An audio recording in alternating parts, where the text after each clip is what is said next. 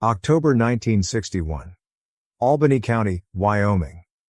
A cattle ranch 11 miles southeast of Laramie, on the east slope of the Laramie Mountains where the land flattens out into high plains grass and the wind comes down off the ridge in the afternoons and doesn't stop until well after dark. The man who runs the ranch is named Del Hooper. He is 67 years old. He has been running cattle on this ground since 1931, the year his father died and left him the lease and $200 and a coffee tin under the kitchen floorboards. 30 years on the same grass. The same spring-fed stock tank. The same ridgeline in the morning when he goes out to check the herd before breakfast. In October of 1961, a land development company out of Denver files a claim that crosses the southern boundary of his grazing lease. The claim is legal. The company is within its rights. Del Hooper has 200 head of cattle and nowhere left to take them. Here is the story. The Hooper place is not a deed property. It never was.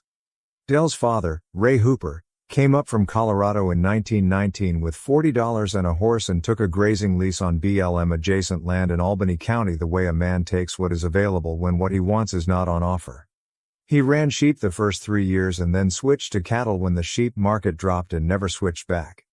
He built a house, a barn, 2 stock pens and a calving shed with lumber he hauled himself from Laramie in a wagon. He sank a well by hand in 1923, 48 feet down into the aquifer, and cased it with sections of pipe he bought secondhand from a railroad maintenance yard.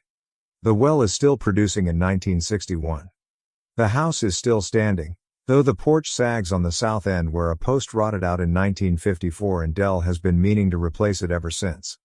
Del Hooper took the lease over in 1931 and the ranch became his the way things become yours when you work them every day for 30 years. He knew every draw and every rise of it. He knew where the ground was soft in spring and where the cattle would founder if he pushed them east too early. He knew the 2 places where the fence needed checking after every hard wind because the posts had gone soft at the base and he had not yet gotten around to replacing them, and he knew this about himself and it was one of the few things about the operation he was not satisfied with. He had run the place alone since his wife Clara died in 1954.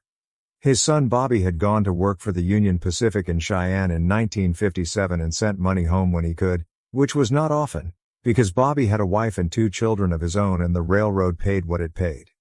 The development company was called Meridian Land Associates.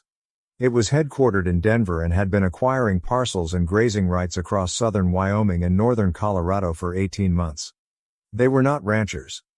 They were buying land ahead of a highway project that was in the planning stages with the state transportation office, and they were buying it cheap because most of the men selling did not yet know about the highway. Del Hooper did not know about the highway either.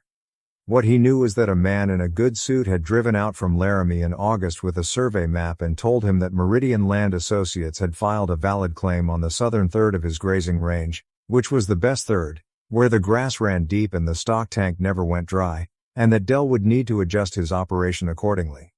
Del asked what accordingly meant.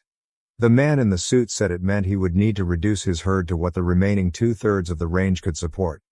Del asked how many head that was. The man looked at his papers and said approximately 110 to 120 head. Del said he had 200 head. The man said yes, he understood that, and that the remaining 80 to 90 head would need to be sold. Del asked when. The man said the claim took effect November 1st. Del asked if there was any recourse. The man said the claim had been properly filed and approved and that Del was welcome to consult an attorney, and then he drove back to Laramie. Del Hooper sat on the sagging south porch after the man left and looked at the ridgeline until the light went off it.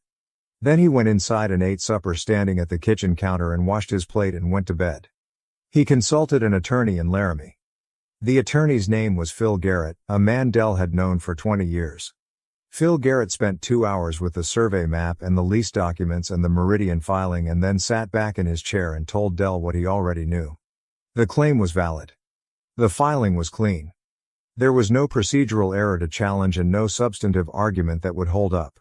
He could fight it and spend money doing it and lose. Or he could sell the cattle. The cattle market in October 1961 was at the bottom of a 3-year slide. A beef cow that would have brought $180 at auction in 1958 was bringing $130 that fall and sometimes less depending on the day and the buyer. 80 head at $130 was $10,400. At full market it would have been $14,400. The difference was not nothing. The difference was the winter operating costs and the spring feed bill and the payment on the equipment loan Dell had taken out in 1959 to replace the tractor. He had been counting on a full herd through the winter. He had been counting on spring prices, which always ran better than fall. He sold in the fall and he sold short, and there was no way around either of those facts.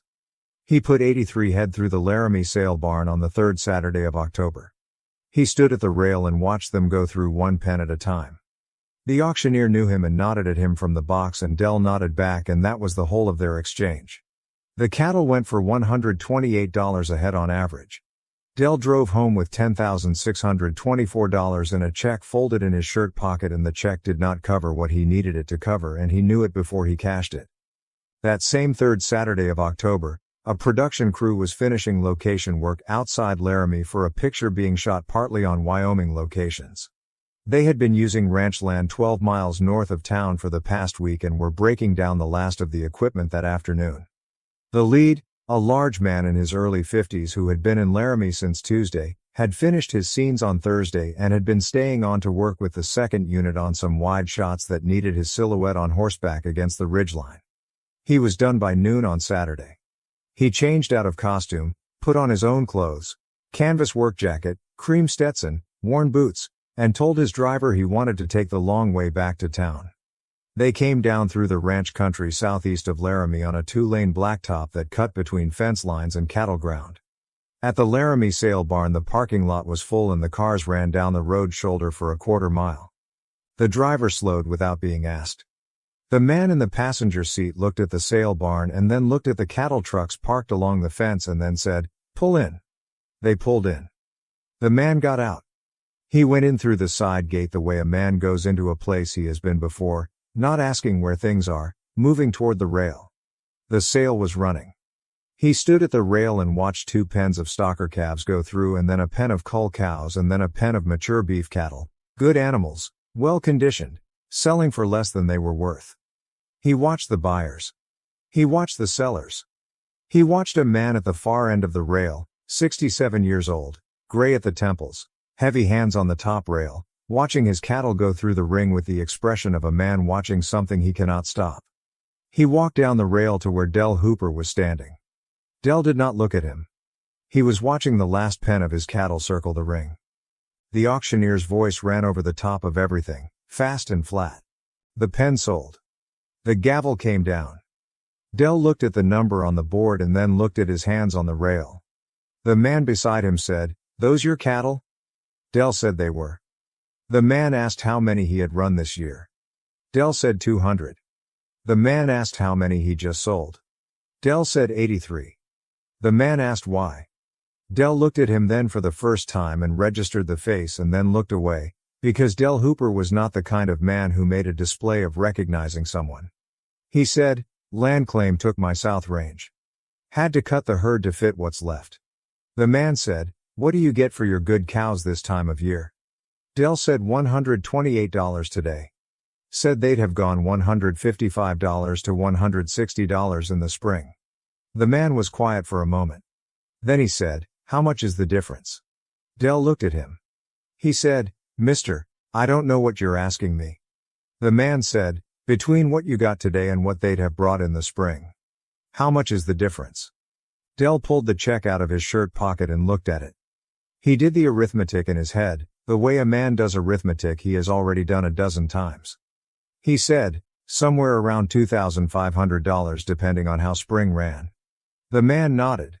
He said, "And if you had that $2,500 right now, what would you do with it?" Dell looked at him for a long second. He said, "I'd buy the cattle back." The man said, "At today's price?" Dell said, "At today's price. Put them back on my remaining range and carry them through the winter and sell in the spring when the market's right. But I don't have it. The check I'm holding doesn't stretch that far after the equipment loan and the winter feed bill. So, where are you watching from? Drop your state in the comments. I want to see how far this story reaches." The man reached into his jacket and took out a long brown leather wallet. He counted out $2,500 bills onto the top rail of the sale barn fence, one at a time, in the open, where anyone standing nearby could see and count along. Del Hooper watched every bill come down. He did not reach for them. When the count was done, the man put the wallet back in his jacket. He said, "Buy them back, take them home. Sell in the spring when the price is right." Del said, "I don't take charity." The man said, "It isn't charity. You told me what your cattle were worth in the spring. I'm advancing you the difference between today's price and spring price. When the spring sale runs, you send me back what I put up. That's not charity. That's a loan at no interest from a man who happens to have the money today and you happen to need it today." Del looked at the bills on the rail. He looked at the man. He said, "I don't know how to get it back to you." The man pulled a small notebook from his shirt pocket and wrote an address on a blank page and tore it out and set it on top of the bills. He said, "Charles Feldman, Famous Artist Agency, Beverly Hills. Send it there when you're ready. He'll see I get it." Del picked up the bills and the paper. His hand was steady. He said, "I'll pay it back if I have to sell the ranch to do it." The man said, "You won't have to sell the ranch." He touched the brim of his Stetson and walked back down the rail toward the gate. He did not look back. Del Hooper stood at the rail with $2,500 bills in one hand and a check for $10,624 in the other and watched the man go. By the time he reached the gate, the auctioneer had already started the next pen. Del Hooper bought 79 head back at the end of that same sale at $127 a head, $4 less per head than he had sold them for that morning because the afternoon buyers were fewer and the prices always softened by the last hour. He loaded them himself with the help of the sale barn crew and drove them home that evening. He put them back on his remaining range. He fed them through the winter on the feed bill he could now afford to pay. The spring of 1962 ran well. The grass came in strong after a wet April. The cattle went through the summer in good condition. Del sold in September 1962, not spring. He waited for the fall run when the feedlot buyers were active, and brought $161 a head on his best animals. He held back 16 head as breeding stock. He paid the equipment loan off in November 1962. He mailed a money order for $2,500 to Charles Feldman's office in Beverly Hills in December, 6 weeks after the fall sale closed. A letter came back from Beverly Hills in January 1963. It was typed on plain paper with no letterhead, 3 sentences. It said the money order had been received and the debt was cleared. It said Del should keep running his cattle. It said, "You knew your market and you knew your animals and you just needed the one bad season to pass." That is all it was.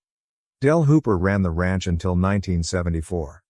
He retired at 80 years old, which was not retiring so much as slowing down, because he still went out to check the fence line twice a week until 1977. His son Bobby came back from Cheyenne in 1971 and took over the day-to-day operation. Bobby's son, Del's grandson, took it over from Bobby in 1989. The ranch is still a working cattle operation. The herd runs between 180 and 220 head depending on the year, which is almost exactly what Del ran in 1961 before Meridian Land Associates filed their claim. Del Hooper died in 1979 at the age of 85. He was buried on the ranch, on the high ground above the spring-fed stock tank, with the Laramie Ridge line visible to the west. His marker says, Del Hooper, 1894 to 1979. He ran cattle here for 48 years. In the house, in the kitchen, in the drawer below the window that looks out toward the ridge, there is a folded piece of paper. It is the page torn from a small notebook, an address written in pencil. Charles Feldman, Famous Artist Agency, Beverly Hills. It has been folded and unfolded enough times that the creases have gone soft. Bobby knows what it is. His son knows what it is. Neither of them has ever thrown it away. The man who stood at the sale barn rail that October came and went from Laramie without anyone at the barn knowing who he had been standing next to. The production crew knew he had taken the long way back to town. They did not know why he had wanted to stop. He went back to Los Angeles that Sunday and finished the picture and then made a great many more after it. He never spoke of the sale barn in Albany County. Not to a reporter, not on a set, not in any written record that has been found. What is known comes from Del Hooper himself, who told the story once to his son Bobby in the winter of 1974, the year he handed the operation over. He told it the way he told most things, sitting at the kitchen table with his hands around a coffee cup, without embellishment, starting at the beginning and going to the end and not going back. When he was finished, Bobby asked him why he had never said anything before. Del said, "Because it was between me and him and it was finished and settled and there was nothing more to say about it." Bobby asked what the man's name was. Del looked at his coffee cup. He said, "I think you know. The cattle are still on that ground. The spring tank is still running. The ridge line is the same in the morning when whoever is running the place goes out before breakfast to check the herd. Some things about a piece of ground do not change regardless of who tries to take a piece of it." Del Hooper knew that. He just needed the one bad season to pass. If this story reached you, do me a favor. Pass it on. Share it with a veteran in your life. Hit that subscribe button if you haven't yet. There are more Duke stories coming.